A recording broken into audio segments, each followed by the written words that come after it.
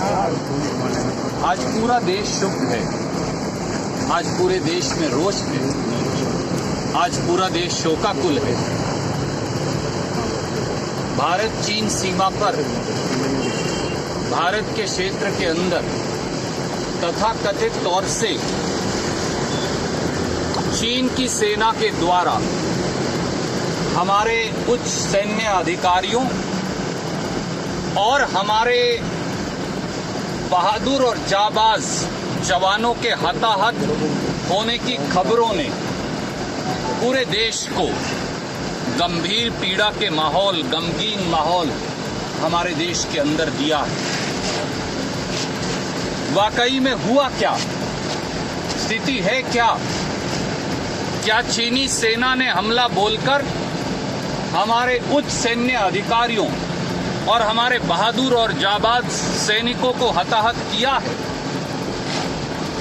प्रधानमंत्री श्री नरेंद्र मोदी जी और रक्षा मंत्री श्री राजनाथ सिंह जी मौन क्यों हैं? उन्होंने चुप्पी क्यों साध रखी है? देश की ओर से प्रधानमंत्री मोदी जी से और रक्षा मंत्री जी को आगे बढ़ देश के सवालों का जवाब देना चाहिए। पहला, क्या ये सत्य है कि चीनी सेना ने गलवान वैली लद्दाख में भारतीय सेना के बहादुर उच्च सैन्य अधिकारी व हमारे जवानों को हताहत किया है? क्या ये सही है कि भारतीय सेना के अधिकारी और जवान कई गंभीर रूप से घायल हैं?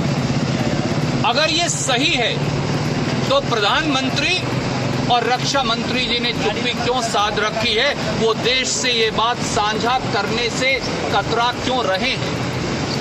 दूसरी बात, अप्रैल और मई 2020 से लगातार ये खबरें आ रही हैं कि लद्दाख में 3 जगह, पेंगोंग सो लेक इलाके में, गलवान वैली में और हॉट स्प्रिंग्स में चीन ने भारतीय सीमा पर हमारी धरती पर कब्जा कर लिया है। परंतु प्रधानमंत्री जी और रक्षा मंत्री जी ने लगातार इस मामले पर सार्वजनिक तौर से बोलने से इनकार कर दिया।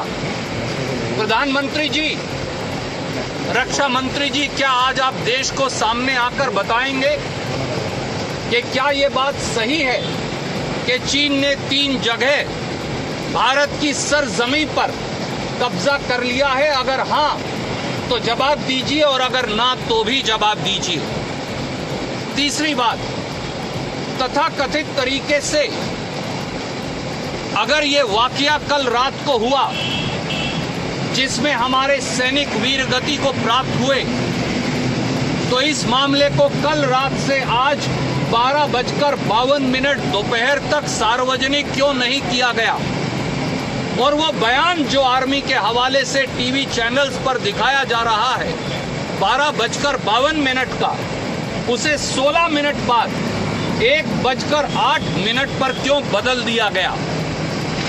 मोदी जी और रक्षा मंत्री जी बताएं कि इसके पीछे क्या कारण है। और नंबर 4, अगर ये सही है कि गलवान वैली में चीन अपनी सेना पीछे हटाकर लाइन ऑफ एक्चुअल कंट्रोल की ओरिजिनल पोजीशन पर जा रहा था, तो फिर हमारी सेनाओं में झड़प होने का कोई कारण था ही नहीं।